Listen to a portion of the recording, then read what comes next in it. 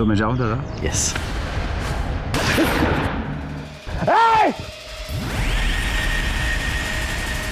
दादा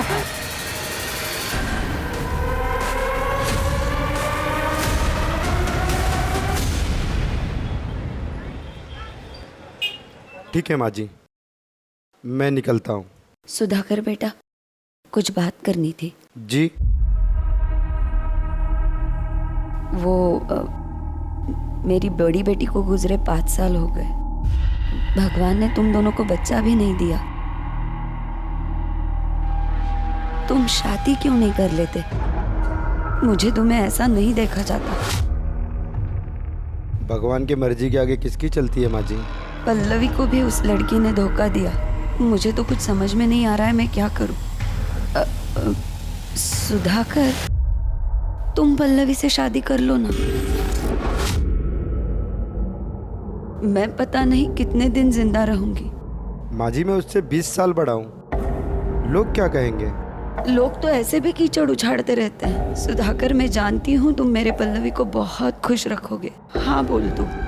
अब आपको मना भी तो नहीं कर सकता माँ जी, लेकिन एक बार पल्लवी से पूछ लीजिए, उसकी मंजूरी भी तो जरूरी है। हाँ, मैं बात करती हूँ उससे।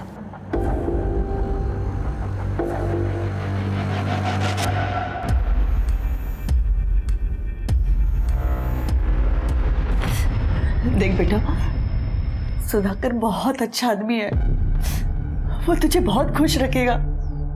तेरा किसी लड़के के साथ चक्कर होता ना तो भी ठीक था, लड़की के साथ पर आई इस पे क्या गलत है? वीडियोस का तो लोग थूकेंगे आप पर। तू सुधाकर के साथ शादी के लिए हाँ कर दे, वरना मैं अपनी जान दे दूंगी। हाय तू ये क्या कह रही है? तू ऐसा कुछ नहीं करेगी। मैं शादी के लिए रेडी हूँ। आई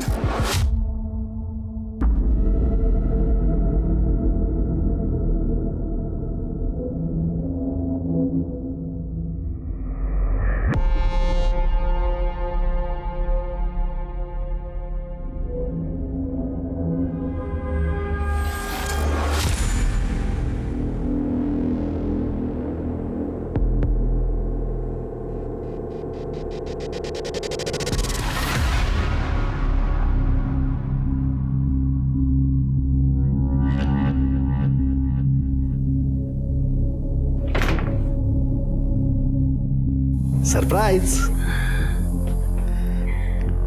कैसे लगा? बहुत खूबसूरत। लेकिन तुमसे ज्यादा नहीं। थैंक्स।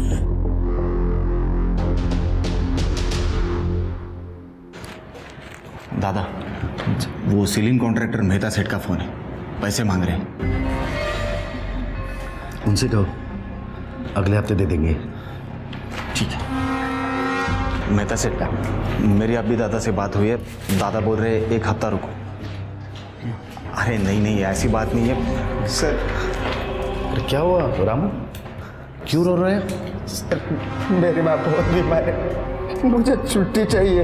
अरे जाओ। अरे सुनो, कुछ पैसे रखो और कुछ जरूरत लगी तो फोन कर देना।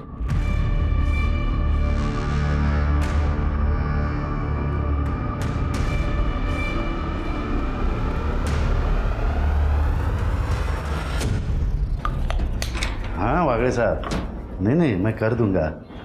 अरे मैं कर दूंगा, बोला ना।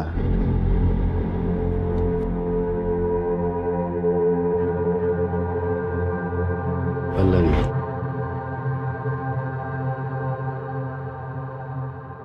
ये क्या कर रहे हैं आप?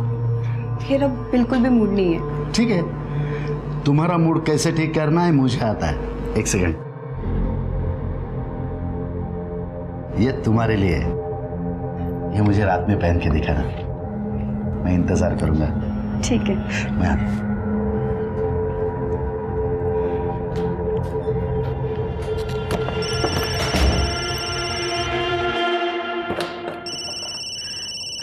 कुसुम, हाँ कुसुम, कैसी है? मैं ठीक हूँ, पर तुझे बहुत मिस करती हूँ। I miss you too. तुझे गुड न्यूज़ देनी थी, मेरे पति का पंचगनी में ट्रांसफर हो गया है। क्या कहा तूने? सच में? तू ऐसा कर, मेरे यहाँ पर शिफ्ट हो जा। यहाँ बहुत सारे रूम्स हैं, मैं अभी सुधाकर से बात कर रही हूँ। और वैसे भी यहाँ कोई रेंट वेंट नहीं लगने वाला, ठीक है? ठीक है।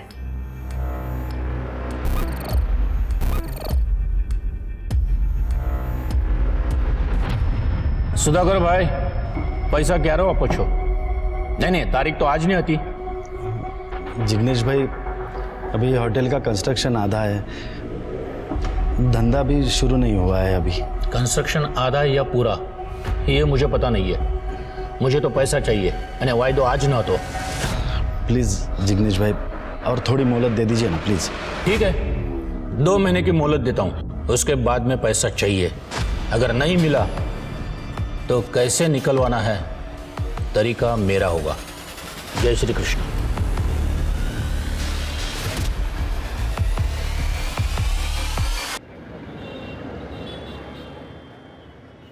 मुझे आपसे एक बात करनी है।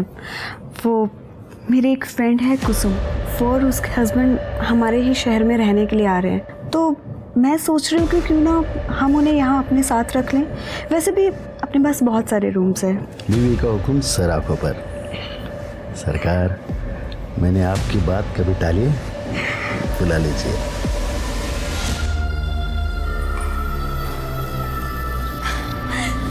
कुसुम,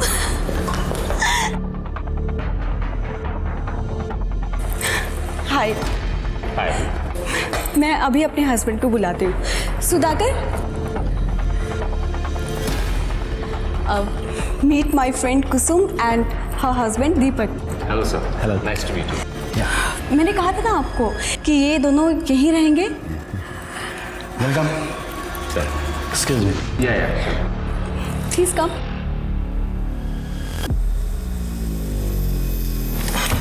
प्लीज वेलकम।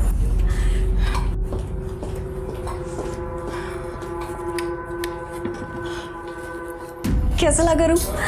एक्चुअली आपके आने से पहले ही मैंने रूम रेडी करवा दिया था। आपका बहुत बहुत शुक्रिया। ये कुसुम तो आपसे मिलने के लिए बेताब हो रही थी।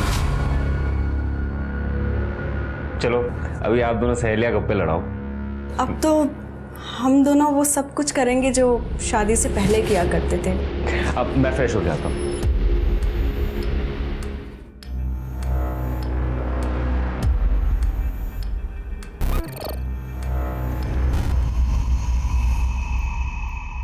कैसे हो दादा?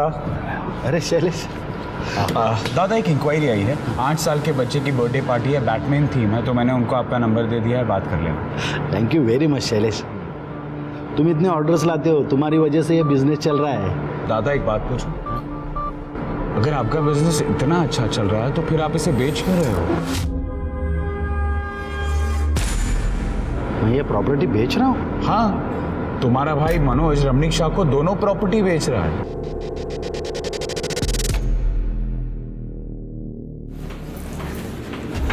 लीजिए चाय लीजिए। चाय। अरे रमणीक भाई, मुझे आपकी जुबान पे पूरा भरोसा है। मैं देखती हूँ। अरे दादा, तुम्ही मनोज कहाँ है? अंदर है वो रमणीक भाई के साथ। मनोज, तुमसे कितनी बार कहा है, जब तक मैं जिंदा हूं तब तक ये होटल नहीं बेचूंगा।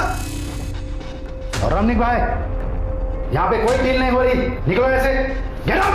अरे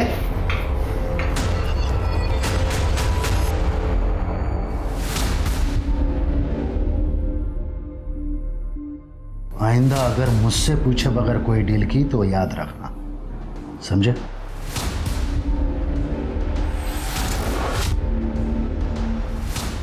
चाहे कुछ भी हो जाए, अब तो ये सब कुछ बेच के रहूंगा।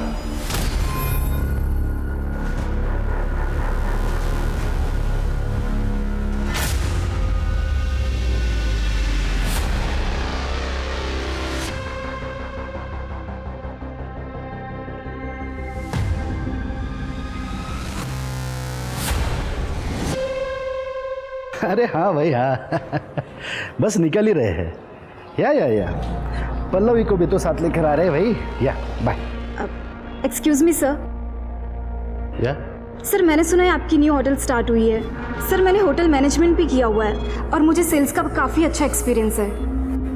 सर मुझे जॉब की बहुत ज़रूरत है। क्या है कि ये होटल अभी अंडर कंस्ट्रक्शन है, ये होटल पूरा हो जाएगा तब आ जाइए। पर सर आप एक बार देख लीजिए ना सर। Please leave.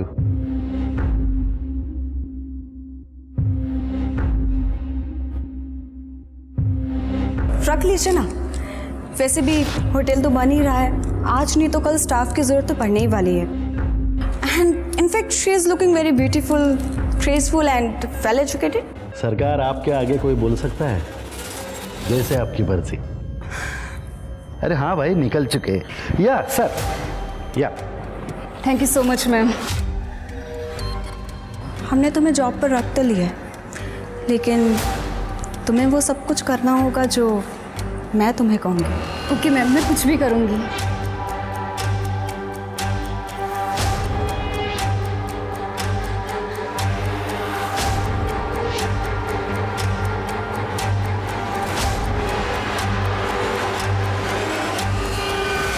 दादा 25 को अपना बैंक्वेट खाली है क्या? 25 को हाँ है।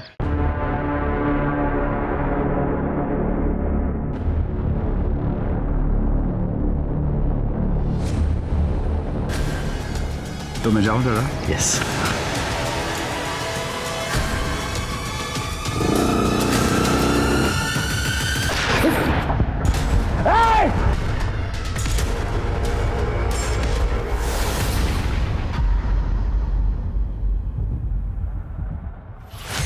डॉक्टर साहब, इसका जिक्र किसी से मत करना प्लीज। आइए मैं आपको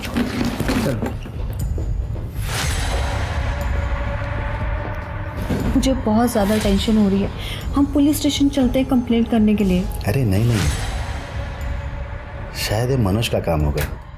पुलिस केस हो गया ना तो अपने होटल का नाम उछलेगा, बिजनेस पर असर होगा। अरे तुम टेंशन मत लो, अरे गोली सिर्फ छूकर चली गई है।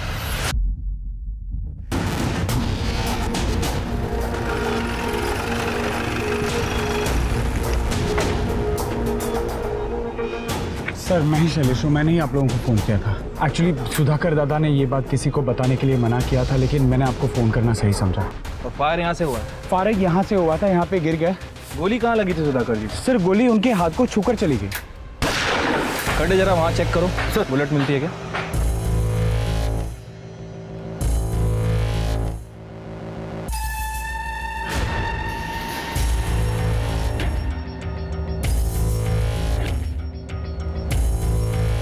सर इधर आइए।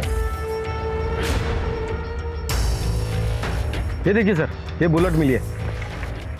शायद ये बुलेट यहाँ पर लगी है और यहाँ से फिर इधर नीचे गिरी थी। कट एक काम करो, इस बुलेट को बैलिस्टिक के लिए भेजो। सर सुधाकर जी कहाँ हैं अभी? अपने रूम में आराम कर रहे हैं। ओके, यहाँ पे सीसीटीवी तो होगा ना? हाँ सर है ना। फुटेज चाहिए थी। आइए मैं दिखाता हूँ। सर गोली छूकर निकली है, कोई बड़ा जख्म नहीं है। हाँ, लेकिन फिर भी आपके ऊपर हमला हुआ है सर। अच्छा, आपकी किसी से कोई दुश्मनी, कोई झगड़ा वगैरह? नहीं सर, किसी से दुश्मनी नहीं है और हमें कंप्लेंट भी नहीं करनी है। Are you sure? 100%। ठीक है, चलो।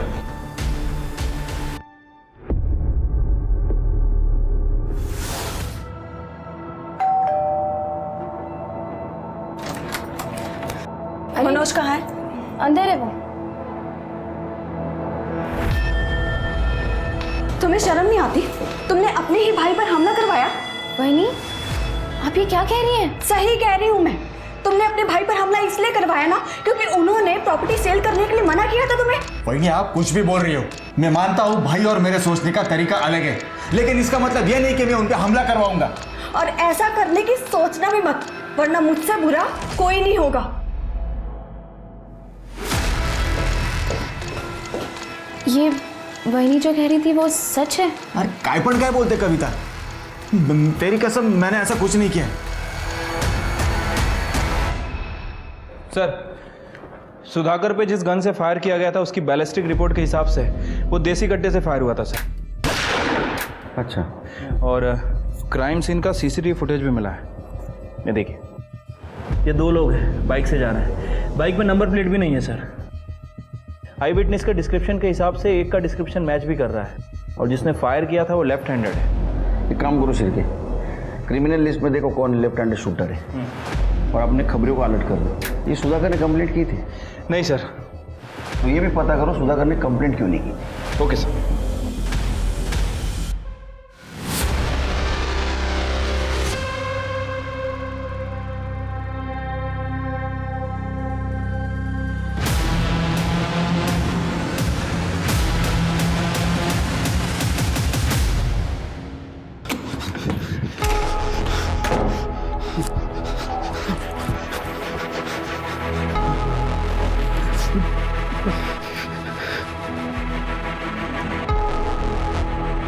क्या हुआ आपको? आप इतने डरे डरे क्यों हैं? अरे कुछ बताएंगे आप?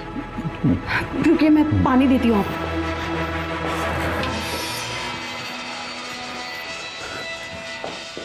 लीजिए।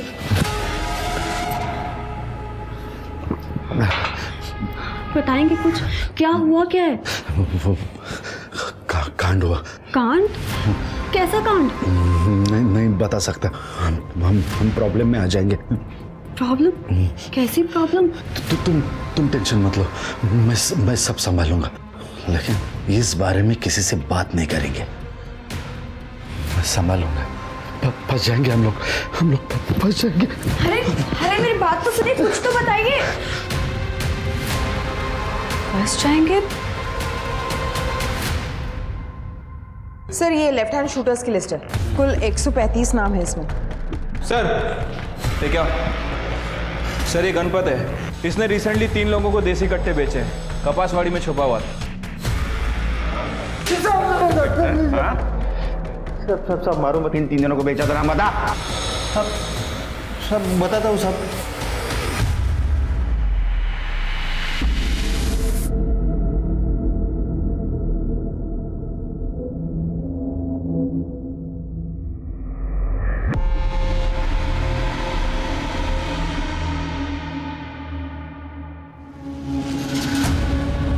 तुमने मुझे यहाँ क्यों बुलाया?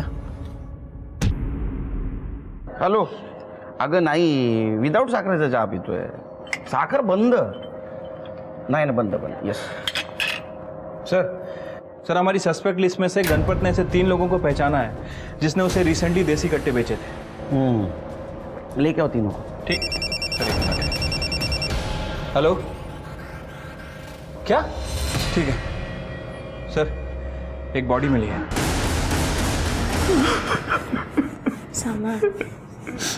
हे भगवान, कैसे हुआ? तुम्हारे भाई की लाश तुम्हारे घर के बाहर मिलती है, ये तुम्हें अजीब नहीं लगता? सर मैं खुद परेशान हूँ कि हमारे घर के बाहर मेरे दादा की लाश कैसे है। सर दादा बहुत अच्छे इंसान थे, हमेशा सबकी मदद करते थे। ये कौन? ये हमारे पेइंग गेस्ट है, कुसुम और दीपक। आपको मालूम है इस मर्डर के बारे में? नहीं सर, हमें भी अभी पता चला है।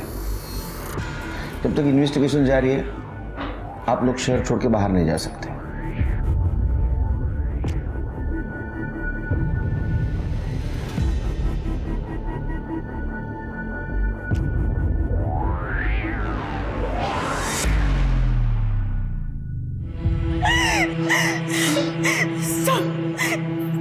इनको इनके भाई ने मारा।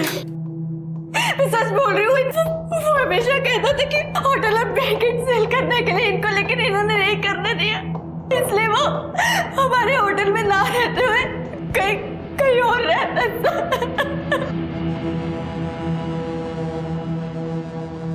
सर गणपत ने जिन 3 लोगों को पहचाना था उसमें से 2 लोग यूपी और झारखंड में हैं, लेकिन एक बंदा है जिसे रिसेंटली पंचगनी में देखा गया है, विनोद नाम है उसका। उठाओ उसको। ठीक है सर। ये सब मैं जीता। अरे अगला चल। बहुत शौक है ना लोगों का सुपारी लेने का? सुधाकर को तू नहीं टपका है ना?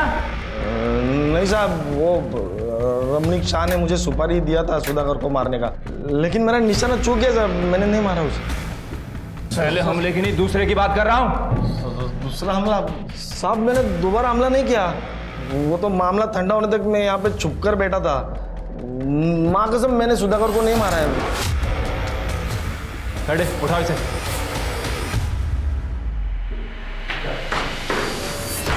देखा है इसको? अरे सर मैं तो इसको जानता तक नहीं, मैं तो उसको पहली बार देख रहा हूँ। आपको कोई कुछ भी बोलेगा और आप मान लोगे? अरे सर मैंने कुछ नहीं किया है, मानो मेरी बात। देख रमनिक भाई, तेरी पूरी हिस्ट्री है हमारे पास। तूने प्रॉपर्टी के नाम पे जितने भी कांड किए सब पता है हम लोगों को। प्रूफ नहीं है हमारे पास। जिस दिन प्रूफ हाथ लगेगा ना, सिर्फ ठोकूंगा ना तेरी। चल निकल। सर सुधाकर की पीएम रिपोर्ट आ गई है सर। सर रिपोर्ट के हिसाब से उसकी मौत 17 सितंबर को 12 से 2 बजे के बीच में हुई। सर पर किसी भारी चीज़ से वार किया गया था, ट्रोमा की वजह से उसकी मौत हुई। कंफ्यूजन ये है शिरके कि सुधाकर की पत्नी पल्लवी अपने देवर मनोज पर आरोप लगा रही है कि उसने सुधाकर का खून किया। लेकिन एक बात समझ में नहीं आ रही है, ये मनोज ने अपने भाई का मर्डर करके उसकी बॉडी अपने ही घर के बाहर डंप क्यों की? सर कहीं ये काम इस रमणीक का तो नहीं है? क्योंकि इससे पहले भी बहुत कांड कर चुका है। हमारे पास सबूत नहीं था इसलिए इसे छोड़ना पड़ा। ये रमणीक और मनोज दोनों पे ध्यान रखो, और सुधाकर की पत्नी पल्लवी उससे पूछताछ करो। साहब मैं आपको एक बात बताना भूल गई। करीब 12 दिन पहले 8 सितंबर को मेरे पति डरे हुए घर पर आए थे और कह रहे थे कि कोई कांड हो गया है। कांड हुआ? कांड? कैसा कांड? नहीं बता सकता। हम प्रॉब्लम में आ जाएंगे। किस तरह का कांड हुआ था, कुछ बताया सुधाकर जी ने? नहीं सर, उन्होंने मुझे कुछ नहीं बताया, लेकिन कह रहे थे कि मुझे कि हमें जान का खतरा है। अच्छा हमें क्राइम सीन पे सुधाकर जी का फ़ोन नहीं मिला। क्या वो अपना फ़ोन घर पे भूल के गए थे? नहीं, उनका फ़ोन 17 तारीख से बंद आ रहा है। ठीक है। सर सुधाकर की 8 सितंबर की फोन लोकेशन डिटेल्स। इसमें कुछ भी सस्पिशियस नहीं दिख रहा है। और सुधाकर उस दिन 3 से 3:30 के बीच में जनता नगर में मौजूद था। लेकिन जनता नगर जैसे सुनसान एरिया में क्या कर रहा था? वो भी आधा घंटा। ठीक है, जरा जनता नगर जाके चेक करो। ठीक है सर।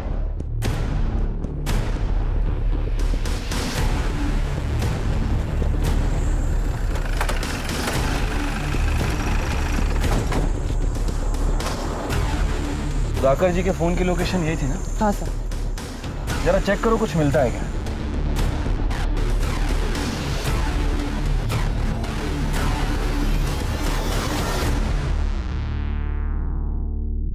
सर वो सैंडल के डिटेल्स का क्या हुआ? सर उस औरत ने बेस्ट क्वालिटी ब्रांड की 6 नंबर की चप्पल पहनी हुई थी। एक ही वेबसाइट पर अवेलेबल है और तकरीबन 58 औरतों ने 6 नंबर की उसी डिजाइन की चप्पल इस वेबसाइट से मंगाई है। सर उन सारी औरतों की इंक्वायरी कर रहे हैं। सर ये विनोद जिसने सुधाकर जी पे हमला किया था, सर ये रमणीक शाह का नाम ले रहा है, लेकिन मुझे इसके ऊपर शक है सर, क्योंकि विनोद के अकाउंट में सुधाकर जी के भाई मनोज ने पैसे ट्रांसफर किए हैं।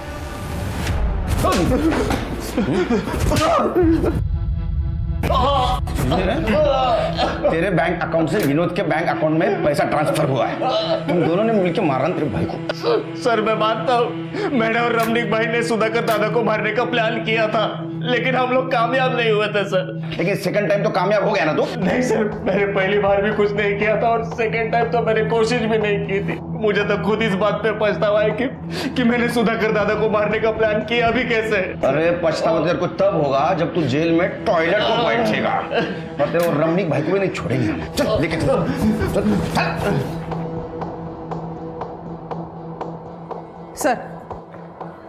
सर बेस्ट क्वालिटी ब्रांड की सैंडल खरीदने वाली 57 औरतों से हमारी बात हुई है। सारे के सारे सही सलामत है, सिवाय एक औरत के। उसका नाम शोभा मेहता है। यही के बिजनेसमैन प्रकाश मेहता की बीवी है वो। सर लेकिन शोभा मेहता की कोई भी मिसिंग कंप्लेंट दर्ज नहीं हुई है। तो इसका मतलब सुधाकर जिस कांड के बारे में बात कर रहा था, शायद वो यही कांड होगा। क्या ये सुधाकर शोभा मेहता को जानता था? ये दोनों के मर्डर का आपस में कुछ ना कुछ कनेक्शन जरूर लग रहा है। प्रकाश मेहता से बात करो। सर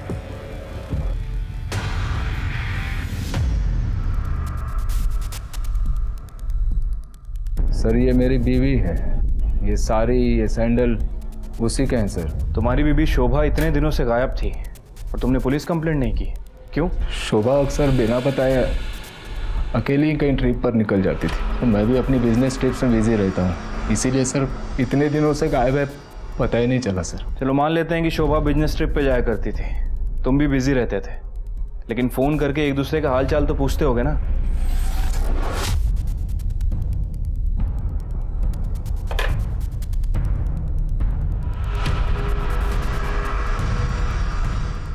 अच्छा, तुम किसी सुधाकर माने को जानते हो? सर नहीं देखो शिरके, मैं क्या बोल रहा हूँ। सर, शोभा की पोस्टमार्टम रिपोर्ट। सर, रिपोर्ट के हिसाब से शोभा की मौत गला घोटने की वजह से हुई है, रस्सी का इस्तेमाल हुआ और 8 सितंबर को दोपहर 2 से 4 बजे की उसकी मौत हुई है, जिससे सुधाकर का टावर लोकेशन मैच होता है।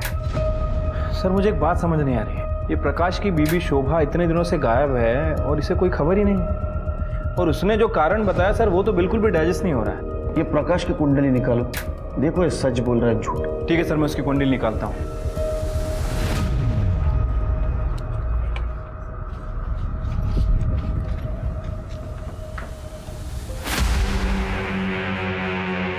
कहाँ जा रहे हो? सब कपड़े इस्त्री को देने के लिए। मेहता के घर में कितने साल से काम कर रहे हो? 4 साल से। 4 साल से?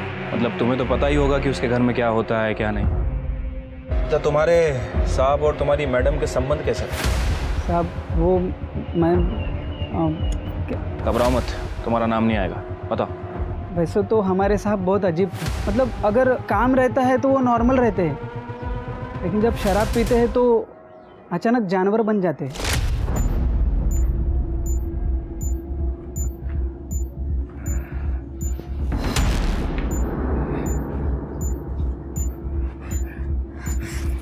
आप फिर से क्या गए? तो चलो कर। अरे बेडरूम में तो चलिए। तो ये क्या है? घर है मेरा, जहाँ मेरा मन करेगा मैं वहाँ मजे करूँ। सुन, तू मेरी बीवी है, मेरी बात माननी पड़ेगी तुझे। तू कहाँ जा? इधर ही रुक और देख, मजा आएगा तुझे। चल रुक जाइए ना, छोड़ दीजिए मुझे। प्रकाश साहब तो अपने दोस्तों के सामने भी शोभा मैडम के साथ बहुत बार ज़बरदस्ती करते थे। सब मैडम का कोई नहीं था ना, इसलिए मैडम सब कुछ बर्दाश्त करने लगी और कुछ दिनों बाद घर के बाहर रहने लगी। तुम्हें लगता है कि ये प्रकाश तुम्हारी मैडम का मर्डर कर सकता है? साहब ये मैं कैसे बोल सकता हूँ, मुझे जो कुछ पता था मैंने आपको बता दिया साहब। अब मैं जाऊँ, नहीं तो साहब गुस्सा करेंगे। ठीक है, जाओ। स्वाति, ये प्रकाश एक नंबर का कमीना आदमी है। मुझे लगता है कि इसने अपनी बीवी का मर्डर किया है या फिर किसी से करवाया है, और ये सब होते हुए उस सुधाकर ने देख लिया था। प्रकाश ने सुधाकर को भी रास्ते से हटा दिया। हाँ सर, हो सकता है, पॉसिबिलिटी तो है। एक काम करो, शोभा और सुधाकर इनकी और डिटेलिंग करो। आई एम श्योर कुछ ना कुछ हाथ जरूर लगेगा। सर, हमें तुम्हारे घर की तलाशी लेनी है। हाँ, शौक से लीजिए। कड़े सर।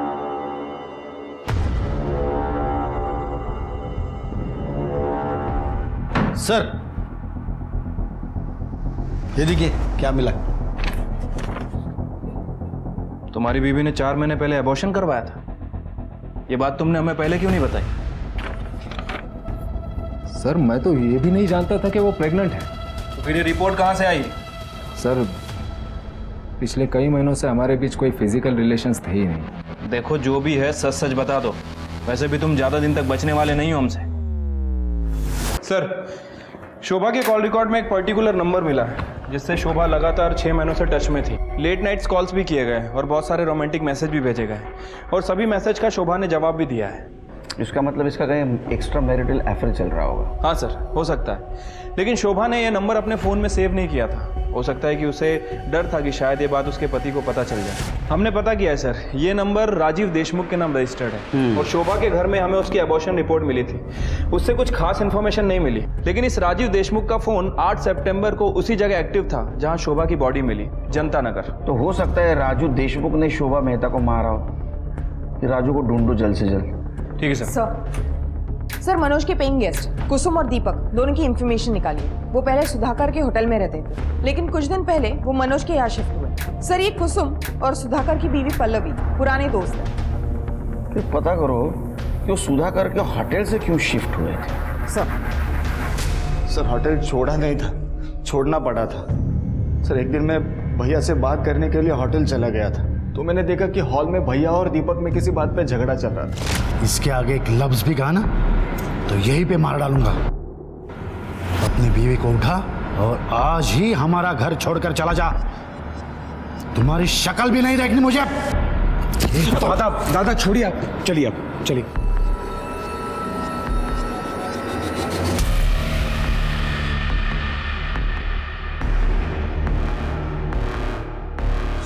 क्या हुआ भैया, इतना गुस्से में क्यों थे? वो तो मैं अभी बता नहीं सकता, लेकिन उन्होंने कहा है कि घर छोड़ के जाने के लिए। फिलहाल तो मुझे एक रहने के लिए बंदोबस्त करना होगा। तो एक काम करो ना, मेरे यहाँ एक कमरा खाली है, तुम और तुम्हारी बीवी आ जाओ। यहाँ जितना रेंट दे देते हो उतना ही दे दो। सर मुझे पैसों की बहुत ज़रूरत थी, इसलिए मैंने दीपक और उसकी पत्नी को अपने घर में रहने के लिए कहा था। होगी ना पैसों की ज़रूरत, क्योंकि भाई की सुपारी देने में तेरा पूरा पैसा खर्चा हो गया था। ये झगड़ा किस टाइम और किस वक्त हुआ बता दो। सर राजीव देशमुख की डिटेल्स निकाली है, पता चला है कि उसकी मौत 1 साल पहले ही हो गई थी। अच्छा, इसका मतलब उसका नंबर कोई और यूज कर रहा है। ये राजीव देशमुख के बारे में पता करो, माजरा क्या है।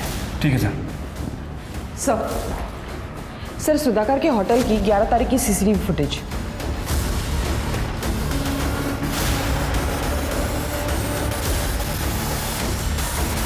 हिरासत में लो इसको। सर मैं आ तो रहा हूं। देखा झगड़ा क्यों हो रहा था? क्या ऐसा तो नहीं कि सुधाकर को तूने मार दिया? अरे नहीं सर, ऐसा मैंने कुछ नहीं किया। कर दे सर। बोल।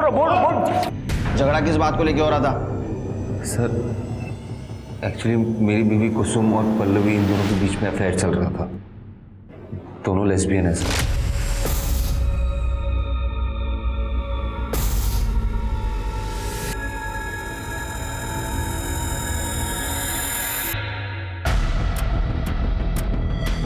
अरे आ गए तुम? उन दोनों पे मुझे शक होने लगा था।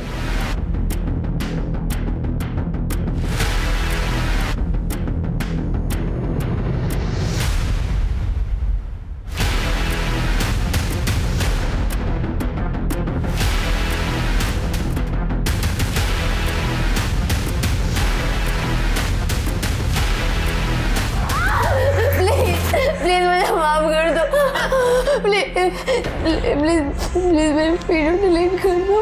वीडियो डिलीट कर दो? लेकिन मेरा गुस्सा शांत नहीं हुआ सर। मुझे वो वीडियो सुधाकर को दिखाना था, इसलिए मैं अगले दिन सुधाकर से मिलने गया। क्या बकवास कर रहे हो? शर्म नहीं आती? इतना गंदा इल्जाम लगाते हो मेरे बीवी पर। पल्लवी मुझसे बहुत प्यार करती है, इसके खिलाफ एक शब्द भी नहीं सुन सकता मैं। मेरे पास प्रूफ है, रिकॉर्डिंग किया है मैंने। बिना प्रूफ के आपके पास नहीं आता मैं। एक मिनट, वो वीडियोस बहुत आते हैं ना, तो पता नहीं चलता। एक मिनट में। इसके आगे एक लफ्ज भी कहा ना तो यहीं पे मार डालूंगा। सुधाकर ने मुझे होटल छोड़ के चले जाने को कहा। मेरी बीवी बहुत रोई, गिड़गिड़ाने लगी। मुझे लगा कि इस मैटर को यही बंद कर देते हैं। वैसे भी सर, लोगों को जाके बताएंगे तो वो लोग मुझ पे हंसेंगे ना। चलो थैंक यू सर। छिड़के मुझे नहीं लगता सच बोल रहा है। अच्छा, वो सीसीटीवी में सुधाकर का दोस्त शैलेश भी दिख रहा था, मतलब इस झगड़े के बारे में उसको पता था। हमसे क्यों नहीं बोला उसने? ये सब मैं कैसे बताता सर? बड़ी शर्म की बात। सुधाकर अपनी बीवी पे बहुत भरोसा करता था, लेकिन एक दिन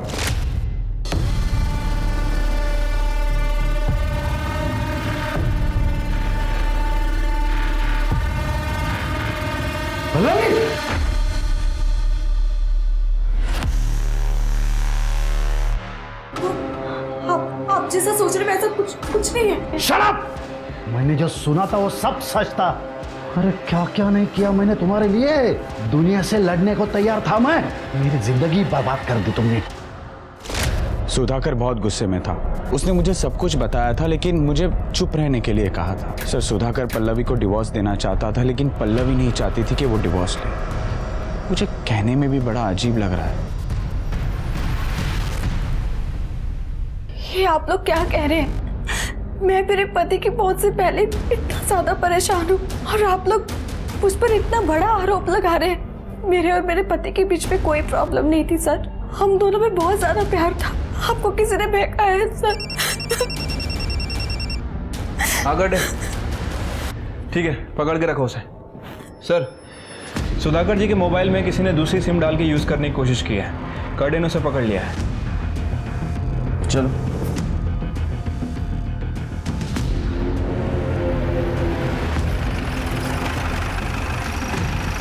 सर, सुधाकर का मोबाइल इसको ही मिला था या एरिया मध्ये। किस जगह मिला था बता सकते हो? हाँ सर। चल।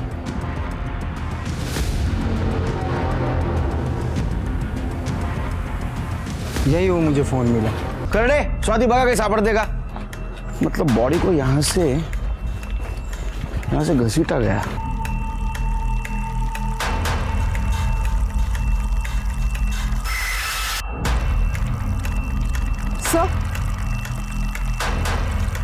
सर ये देखिए, ये चेन मिली है।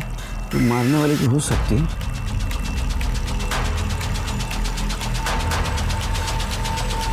सर, ये देखिए सर, खून लगा हुआ रॉड मिला है। फॉरेंसिक को भेज दो। पेंडेंट किसका हो सकता है? घरी आल्यानंतर हिशोब करू। आता ठेव। सर, राजीव देशमुख के बारे में पता किया है। सर, इसका एक भांजा है जो अक्सर इससे मिला करता था। इससे हम पहले भी मिल चुके हैं। सर लैब ने कंफर्म किया है, क्राइम लोकेशन पे जो सूखा खून मिला है वो सुधाकर का ही है। और वो जो पेंडेंट है वो किसका है ये भी पता चल गया है। किसका? इसे पहचानती है? हाँ सर। क्या मैं वहां मिला जहाँ सुधाकर का खून हुआ था? ये पेंडेंट मेरा है सर, मैं मानती हूँ, लेकिन ये पेंडेंट मैंने किसी और को दे दिया था। मेरे पास सबूत है सर। ये देखिए आप।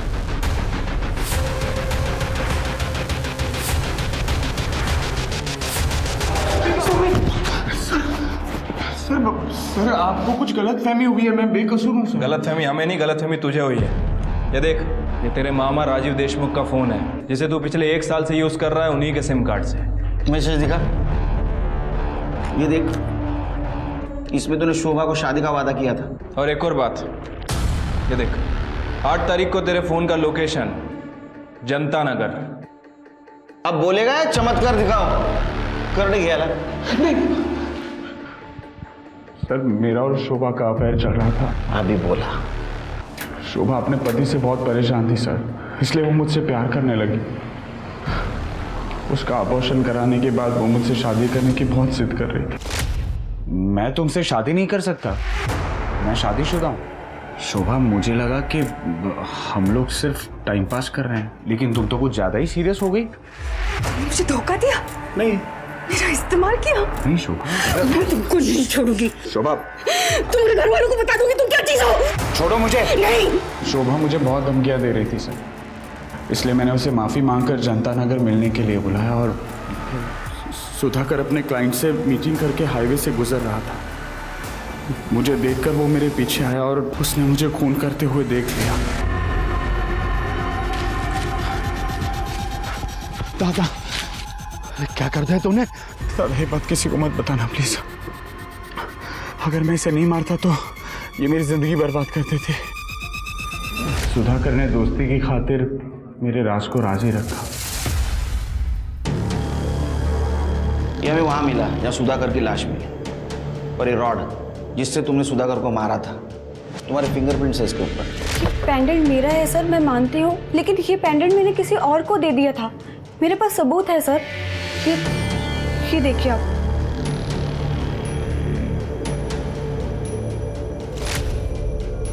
स्वाति, पल्लवी ने मुझे बताया कि सुधाकर को हम पर शक हो गया है और इसलिए वो मुझसे नाता तोड़ रही है। मैं फिर पल्लवी से मिलने होटल गई। आप जैसा सोच रहे वैसा कुछ भी नहीं है। अरे क्या कुछ नहीं है, मैंने मेरे आंखों से देखा है। आपने सब कुछ गलत देखा है, ऐसा कुछ नहीं गलत नहीं देखा है मैंने। विश्वासघात किया है तुमने मेरे साथ। आप गलत समझ रहे हैं, ऐसा कुछ भी नहीं है। मुझे यकीन हो गया सुधाकर हमारे रिश्ते के बीच आ रहा है। वो मुझे पल्लवी से मिलने नहीं देगा। ये सोचकर मेरी बेचैनी बढ़ती गई। मैं पल्लवी को फिर से खोना नहीं चाहती थी सर। मैंने फिर सुधाकर से बात करने की रिक्वेस्ट की और उससे मिलने बुलाया। तुमने मुझे यहाँ क्यों बुलाया? जैसे तैसे उसकी लाश को घसीटते हुए मनोज के घर के पास ले गई ताकि आप लोगों को मनोज पे शक हो, क्योंकि उनके झगड़े के बारे में सबको पता था।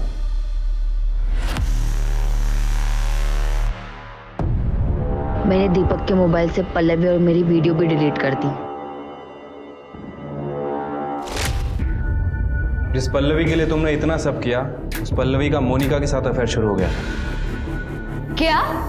नहीं, ऐसे नहीं हो सकता। पल्लवी मुझसे प्यार करती है। ये झूठ है। ये सच है। पल्लवी का दूसरा अफेयर मोनिका के साथ चल रहा था और इसीलिए वो तुम्हें अपने से दूर करना चाहती थी। और सुधाकर का और उसका झगड़ा भी इसी बात को लेकर हो रहा था।